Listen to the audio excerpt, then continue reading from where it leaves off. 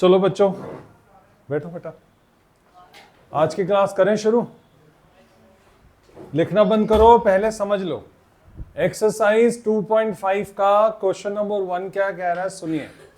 कह रहे हैं a learning platform charges are fix monthly fees.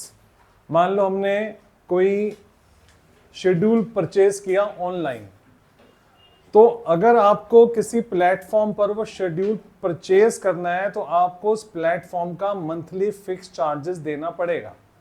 वो तो देना ही पड़ेगा, चाहे आप कितने भी शेड्यूल लो या ना लो, ठीक है। तो मैंने माना कि लेट मंथली फीस जो है हमारी वो हो गई है ए, ठीक है। मैंने इसके अकॉर्डिंगली लिया है, जो उसने बोला y इज इक्वल टू वे एक्स प्लस बी। और variable cost for one schedule वो हमारी हो गई है बी। मतलब अगर आप एक भी शेड्यूल ना परचेज करो तो आपको ए रुपीस तो देने ही पड़ेंगे उस प्लेटफॉर्म पे आने के लिए। लेकिन अगर आपने एक शेड्यूल परचेज किया तो आपको पैसे देने पड़ेंगे, थोड़ा सा चेंज कर लेते हैं, बुक के अकॉर्डिंगली, जो बुक में लिखा है उसके अकॉर्डिंगली कर लेते हैं। अगर आपने एक भी शेड्यूल परचेज नहीं किया और बट आप उस प्लेटफॉर्म पे आ गए हो तो आपका जो टोटल बिल बनेगा, लेट से जो टोटल बिल होगा वो है रुपीज वाई। तो मुझे बताओ ये वाई किसके इक्वल होगा? वाई बी के इक्वल होगा। टोटल बिल कितना बनेगा? प्लेटफॉर्म की फिक्स फीस बनेगी। लेकिन अगर आपने एक शेड्यूल परचेज किया तो आपका if you purchase one schedule का मतलब हो गया वन प्रोग्राम। आपने वन शेड्यूल परचेज किया तो आपका टोटल बिल कितना बनेगा? बी तो आपको देना ही देना है, बी तो आपको देना ही देना है, फिक्स है। और वन शेड्यूल के ए रुपीस देने हैं तो आपको कितना देना पड़ेगा? 1 देना पड़ेगा। क्लियर? अगर आपने 2 शेड्यूल परचेज किए कितना देना पड़ेगा? बी तो देना ही देना है, आपको 2 देना पड़ेगा। अगर आपने 3 शेड्यूल परचेज किए तो बी तो फिक्स चार्जेस है, वो तो देने ही पड़ेंगे, वो तो देने ही पड़ेंगे। तो बी की जगह बी कर दो। और 3 शेड्यूल परचेज किए, एक शेड्यूल के ए रुपीस हैं, एक शेड्यूल का ए रुपीस है, तो 3 शेड्यूल के 3 ए रुपीस होंगे। क्लियर? लीनियर एक्सप्रेशन बन गया। क्लियर? अब वो कहता है, अब उसने कंडीशन दिया हमें, कहता है कि अगर किसी बच्चे ने 10 मॉड्यूल परचेज किए तो उसका बिल अमाउंट है 400। सामने ध्यान दो, तो y is equal to 3a plus, sorry 3a क्यों लिख रहा हूं मैं, y is equal to ax plus b. ax plus b क्या होगा कि अगर किसी ने x मॉड्यूल परचेज किए, अगर किसी ने एक मॉड्यूल परचेज किया, a को 1 से मल्टीप्लाई करके b ऐड कर दो। अगर किसी ने 2 मॉड्यूल परचेज किए तो 2 को a को 2 से मल्टीप्लाई करके b ऐड कर दो। अगर किसी ने 3 मॉड्यूल परचेज किए, शेड्यूल परचेज किए, तो 3 से मल्टीप्लाई करके a को b में ऐड कर दो। और अगर किसी ने x परचेज किए तो क्या करेंगे? x को a से मल्टीप्लाई करके b में ऐड कर देंगे। b तो फिक्स है, b तो देना ही पड़ेगा। समझ गए मेरी बात? पक्का? जैसे मैं आपको बोलूं भाई आपको ना गुरुकुल में पढ़ने आना है, आप यहां पर आओ, उसके लिए तो आपको 100 रुपए देने ही पड़ेंगे। अगर आपने मैथमेटिक्स भी पढ़नी है तो 200 रुपीज पर सब्जेक्ट के देने पड़ेंगे। तो अब मुझे बताओ, अगर एक बच्चा मेरे पास सिर्फ एक सब्जेक्ट पढ़ता है तो उसको कितने रुपए देने पड़ेंगे? 100 रुपए तो देने ही पड़ेंगे। गुरुकुल में आने के 100 रुपए देने पड़ेंगे।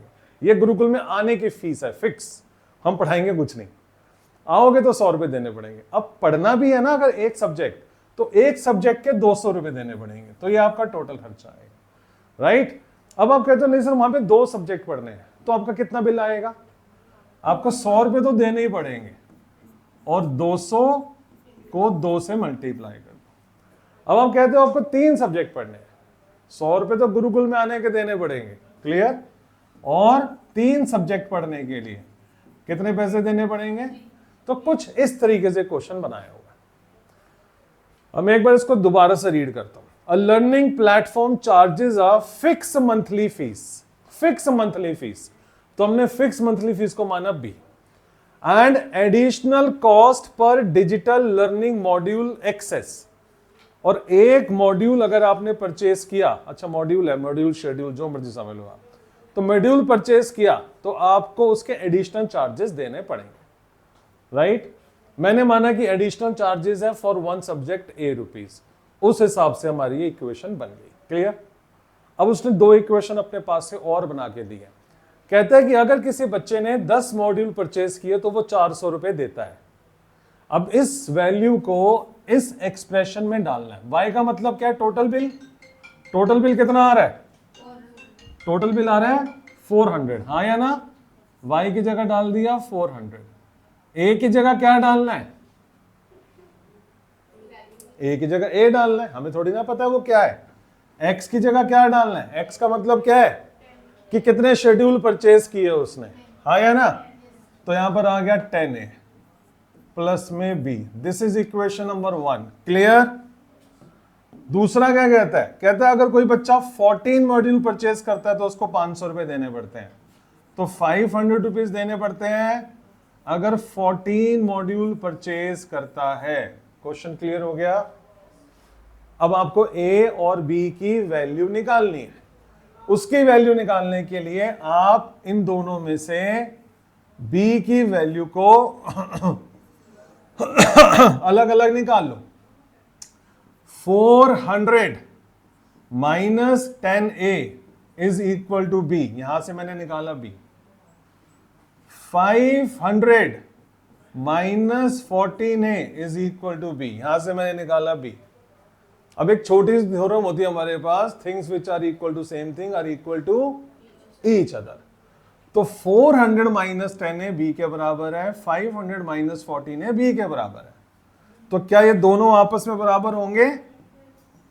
तो क्या 400 माइनस में 10a बराबर होगा 500 माइनस में 14a के?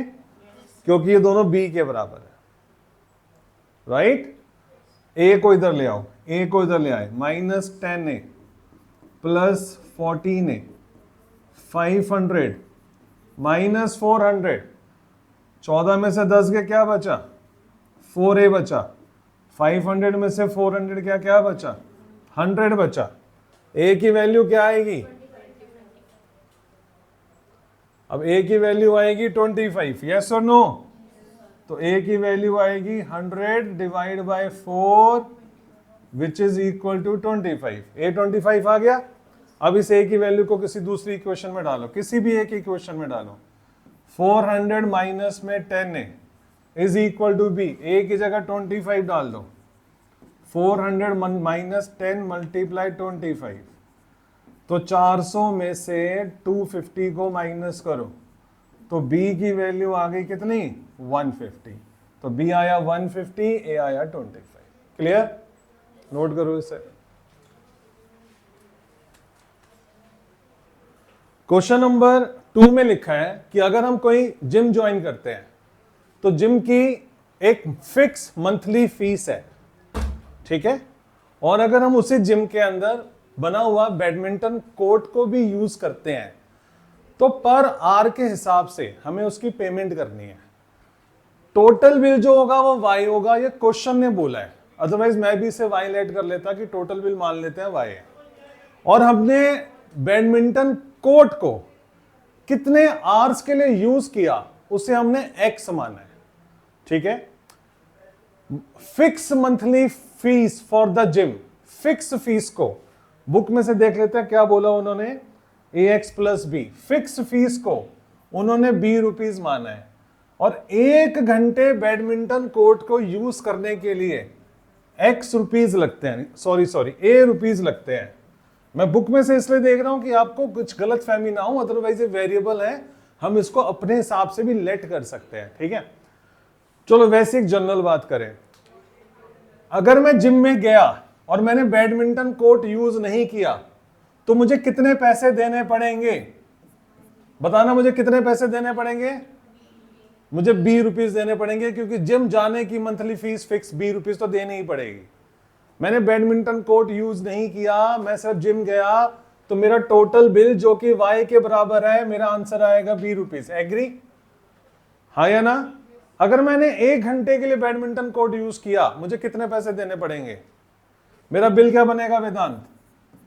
अगर मैंने 1 घंटे के लिए बैडमिंटन कोर्ट यूज किया, बिल्कुल सही जवाब है, बी तो मुझे देना ही पड़ेगा, और मुझे 1 घंटे के जो ₹A है वो भी देने पड़ेंगे। हाँ या ना? भाविका अब तू बताएगी, अगर हमने 2 घंटे के लिए जिम यूज किया तो मेरा टोटल बिल क्या बनेगा? बिल्कुल सही जवाब, बहुत बढ़िया, B+2A। अब आप बताओगे, अगर हमने X घंटे के लिए बैडमिंटन कोर्ट यूज किया तो मेरा टोटल बिल क्या बनेगा? 2X। सॉरी, क्या बात है, बहुत बढ़िया। क्या आएगा? AX या XA, एक ही बात है। क्लियर हो गई, बन गई इक्वेशन। अब उसने यहां पर 2 केसेस दिए हैं। कह रहा अगर कोई बच्चा 10 घंटे के लिए बैडमिंटन कोर्ट यूज करता है तो उसके 800 रुपए का बिल आता है। अगर 1 महीने में 10 घंटे का बैडमिंटन कोर्ट यूज करो तो 800 रुपए का बिल आता है। आप बताओ, अगर 10 घंटे आप बैडमिंटन कोर्ट यूज करोगे कितना खर्चा आएगा? y कितना है? y 800 रुपए है, तो 800 इक्वल b तो फिक्स है, b फिक्स है, b तो आएगा ही आएगा, और 10A आएगा। ये आपका इक्वेशन बनी। क्लियर है बच्चों? हाँ या ना? ये बनी आपकी फर्स्ट इक्वेशन। और अगर कोई बच्चा 15 घंटे के लिए यूज करता है तो उसका बिल आएगा 1100 रुपए। भ्रमलीन आप बताओ। 1100 is equal to B plus 15A। कोई डाउट यहां तक? अब इन दोनों को सॉल्व करोगे B निकाल के। अब मैं देख ले सीक्वेंस में करवा रहा हूं, पहले ये नोट करना है, फिर ये नोट करना है। यहां से B निकालो, यहां से B की वैल्यू क्या आएगी? 800 माइनस 10A। दूसरी इक्वेशन में से B की वैल्यू क्या आएगी? 1100 माइनस 15A। अब ये वाला B हो या ये वाला B हो, है तो इक्वल ही ना, तो 800 माइनस 10A को इक्वल रखोगे आप 1100 माइनस 15A के। A यहां पर ले आओ, minus 10A plus 15A। 1100 minus 800, 10 में से 5 गया, 5A आ गया, यहां पर 300 आ गया। A की वैल्यू क्या आ जाएगी? 300 upon 5 which is equal to 60। A आ गया। अब B कैसे निकलेगा? ये B की वैल्यू दे रखी है ना यहां पर, B is equal to 1100 minus में 15A, तो B is equal to 1100 minus में 15, A की जगह डाल दो 60, तो B is equal to 1100 minus में 900, तो B कितना आएगा? 200। तो B आया 200 और A आया 60। क्लियर? नोट करो इसे। क्वेश्चन नंबर 3 में लिखा हुआ है कि सेल्सियस और फ़ारेनहाइट को कन्वर्ट करने का हम आपको एक फॉर्मूला दे रहे हैं, उसने बना के दिया, हमें निकालना नहीं है। तो कहता है कि अगर 1 degree Celsius is equal to A multiply कर दो डिग्री फ़ारेनहाइट से और उसमें B को ऐड कर दो, तो this is the linear relationship between the Celsius and Fahrenheit. Celsius and Fahrenheit are units to measure temperature। तो एशियन कंट्रीज के अंदर जो टेम्परेचर को मेजर किया जाता है वो सेल्सियस में किया जाता है और यूरोपियन कंट्रीज में फ़ारेनहाइट में किया जाता है। ठीक है? अब किलोमीटर या मीटर दोनों ही यूनिट लेंथ को नापने के काम आती है। हम किलोमीटर में भी बात कर सकते हैं, मीटर में भी बात कर सकते हैं। तो उनके बीच में एक रिलेशन होता है ना, कि अगर किलोमीटर को मीटर में कन्वर्ट करना हो या मीटर को किलोमीटर में कन्वर्ट करना हो, तो वो रिलेशन क्या होता है? 1 kilometre is equal to 1000 metre. तो ऐसे ही 1 degree Celsius is equal to कुछ रिलेशन होता है। तो उसने रिलेशन दे दिया इस तरीके से, और हमें 2 केसेस बता दिए। केस नंबर 1 कहता है कि अगर 0 डिग्री सेल्सियस पे वाटर फ्रीज हो जाता है ना, हो जाता है फ्रीज, 0 डिग्री पर फ्रीज हो जाता है, तो 0 डिग्री पर फ्रीज हो जाता है और 32 डिग्री फ़ारेनहाइट पर 32 डिग्री फ़ारेनहाइट पर फ्रीज हो जाता है। तो एक तो ये केस हो गया। दूसरा केस कह रहा है बॉइलिंग का जो टेम्परेचर है अगर सेल्सियस में देखा जाए तो वो 100 डिग्री सेल्सियस है। 100 डिग्री सेल्सियस है बॉइलिंग का टेम्परेचर। और अगर फ़ारेनहाइट में बात की जाए तो फ़ारेनहाइट में है 212, फ़ारेनहाइट में है 212 डिग्री फ़ारेनहाइट बॉइलिंग का टेम्परेचर। तो ये दो कंडीशन उसने हमें दे दिया है। अब वो कह रहा है बताओ ए और बी की वैल्यू क्या होगी। ठीक है, तो केस 1 में आप क्या करोगे, यहां पर सी की जगह 0 डालोगे, ए एज इट इज रहेगा, एफ की जगह 32 डालोगे और यहां पर आ गया b. This is equation number first, right. यहां पर आप सेल्सियस में सी की जगह 100 डिग्री डालोगे, 100 डालोगे, ए एज इट इज रहेगा, एफ की जगह लिखोगे 212 और बी एज इट इज रहेगा। This is equation number 2, right. अब आपको ए और बी की वैल्यू निकालनी है, जैसे अभी हमने क्वेश्चन नंबर 1 और क्वेश्चन नंबर 2 में निकाली है। तो यहां पर बी की वैल्यू क्या आएगी, क्या आएगी बी की वैल्यू, इसको दूसरी तरफ लेके जाओ, -32 है। यहां पर बी की वैल्यू क्या आएगी, 100 माइनस में 212 है, हाँ या ना। अब ये दोनों बी है तो बराबर ही ना, तो इन दोनों को इक्वेट कर देते हैं। तो -32a इक्वल होगा, -32a इक्वल होगा किसके, 100 माइनस में 212a के, राइट। अब a को एक तरफ ले आओ, -32a plus 212a is equal to 100। 212 में से 32 को माइनस करो, क्या आता है, 212 माइनस 32, 180 बचा, 180a बचा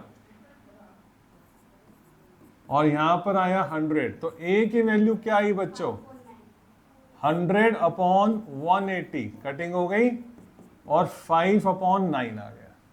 a की वैल्यू आ गई 5 अपॉन 9। क्लियर। अब b कैसे निकलेगा, b की वैल्यू कैसे निकलेगी, 100 माइनस में 212, a की जगह रखोगे 5 अपॉन 9 और अब इसे सॉल्व करो। तो b is equal to LCM ले लिया 9 को 100 से किया 900 माइनस में 212 को 212 को 5 से मल्टीप्लाई कर लो तो यह आया 1060 और b की वैल्यू क्या आई, अब 1060 में से माइनस करो 900 तो यह आएगा माइनस का 160 डिवाइड बाय 9। कुछ कटिंग हो रही है किसी से, इसकी नहीं हो रही, 160 बाय 9 यही है। तो b की वैल्यू हमारी दिस वन आ गई। ठीक है, अब उसने क्या बोला, उसने a और b की वैल्यू निकालने के लिए बोला है ना, बस consider the relationship between temperature measure in degree Celsius, find a and b, that's it. तो फाइंड a एंड b, तो a आ गया आपका 5/9 और b आ गया आपका माइनस का 160/9। ठीक है, नोट करें इसे।